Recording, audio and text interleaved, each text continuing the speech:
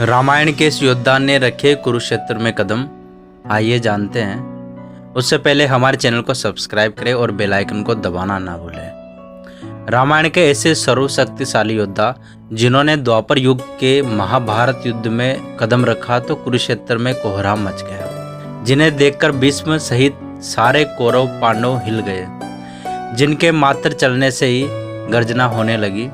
रामायण के ऐसे वे कौन योद्धा थे जिनके एकमात्र वार से कौरवों की अक्षौणी सेना पाताल लोक में समा जाती है, जिनको रोकने के लिए श्री कृष्ण को खुद युद्ध में उतरना पड़ा। ऐसे प्रलयंकरकारी युद्ध को देखकर देवता भी थरथर कांपने लगे थे।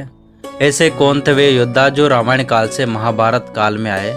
तो आइए जानते हैं। द्वापर युग के एक ऐसे योद्धा जो ना तो कोई देव पुत्र थे, लेकिन उनकी शक्ति के समक्ष इंद्रदेव को भी घुटने टेकने पड़े, जिनके जन्म से पहले सारे ग्रहों की दिशा बदल दी गई, जिनको मारने के लिए स्वयं विष्णु भगवान को जन्म लेना पड़ा।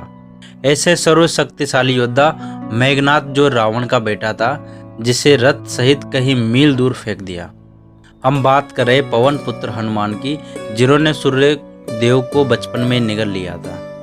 बजरंगबली में इतनी शक्ति थी कि जब वो कुरुक्षेत्र में युद्ध हो रहा था, तब अश्वत्थामा अपने पिता के खून का बदला लेने के लिए अर्जुन के रथ की ओर बढ़ता है। तभी अर्जुन अपनी सेना का चक्रव्यूह निर्मित करते हैं।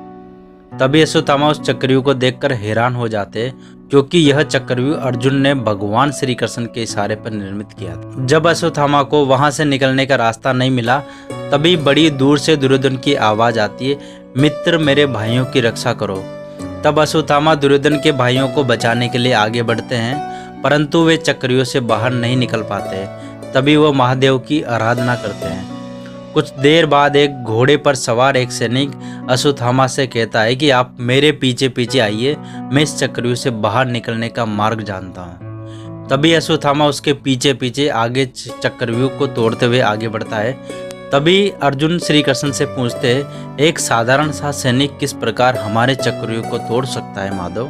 तब श्री कृष्ण कहते हैं कि यह कोई साधारण इंसान नहीं, यह स्वयं देवों के देव महादेव है, जिन्होंने अश्वत्थामा की भक्ति से प्रसन्न होकर उसे मार्ग दिखाया।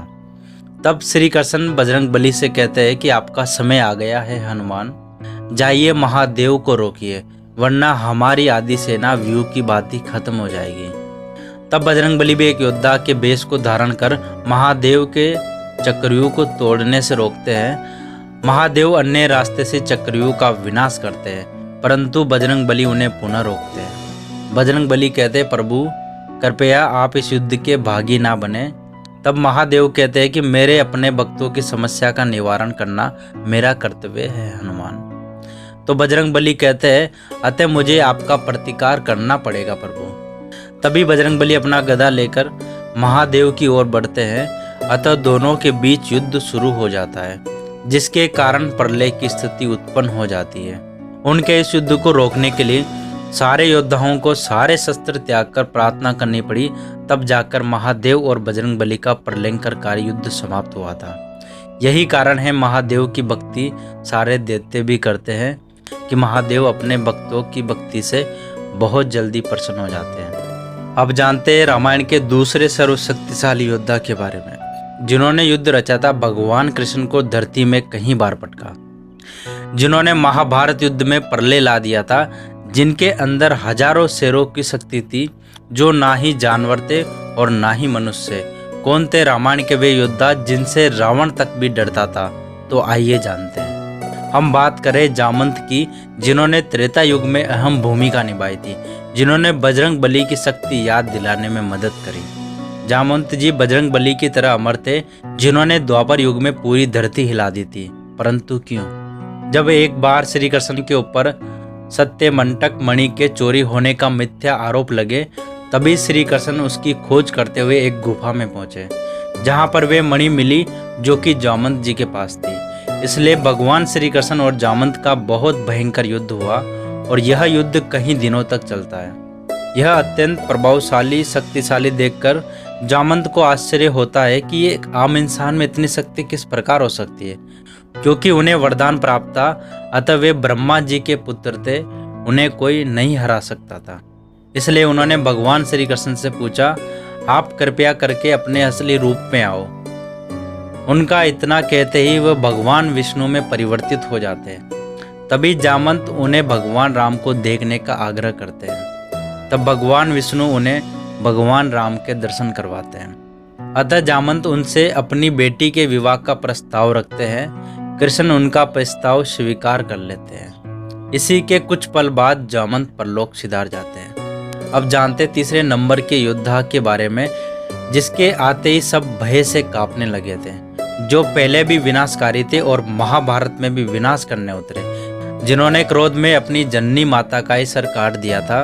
हम बात करें अत्यंत क्रोधी भगवान परशुराम के बारे में, जिनके क्रोध से पूरी सृष्टि कंपन करने लगती थी, जो कि भगवान शिव के इतने बड़े भक्त थे कि उनके धनुष टूटते ही उन्होंने स्वयं भगवान विष्णु के अवतार राम को ही युद्ध के लिए ललकारा था, जिनके विद्या के कारण साधारण शिक्षकों को भी भयानक शिष्य बना दिया था, जिन्होंने त्रेता युग में भयानक विध्वंस मचा दिया था, जिसके कारण बजरंगबली ने उनका क्रोध शांत करवाया। परशुराम को अमरता का वरदान प्राप्त है, इसलिए परशुराम ने द्वापर युग में भी अहम भूमिका निभाई थी, जिन्होंने कर्ण, भीष्म, द्रोणाचार्य जैसे शिष्यों को तैयार किया, जो अकेले पूरी सेना के बराबर थे, जिन्होंने महाभारत में प्रलय मचा दिया था। एक बार को तो भगवान श्री कृष्ण ने भीष्म के कारण अपना प्राण तोड़ दिया था। उनकी शक्ति का इसी से अंदाजा लगाया जा सकता है। महाभारत युद्ध के कई माह पहले जब भीष्म अपने भाई विचित्र वीर्य की विवाह के लिए रानी ढूंढने के लिए गए, तो तभी एक रानी ने मना कर दिया और उन्होंने भगवान परशुराम से विनती की कि वह उसे न्याय दिलाए। तभी भगवान परशुराम भीष्म को युद्ध का प्रस्ताव देते हैं, जिसके कारण दोनों में कई दिनों तक भीषण युद्ध हुआ था। अतः दोनों ने एक दूसरे के ऊपर ब्रह्मास्त्र भी छोड़े थे, परंतु महादेव के आगमन की वजह से दोनों के ब्रह्मास्त्र रुक गए। अतः समग्र सृष्टि का विनाश निश्चित था। ये थे हमारे त्रेता युग के 3 महायोद्धा, जिनका योगदान महाभारत में था। ऐसे और भी फैक्ट जानने के लिए हमारे चैनल को सब्सक्राइब करें और बेल आइकन को दबाना ना भूलें। Thank you so much.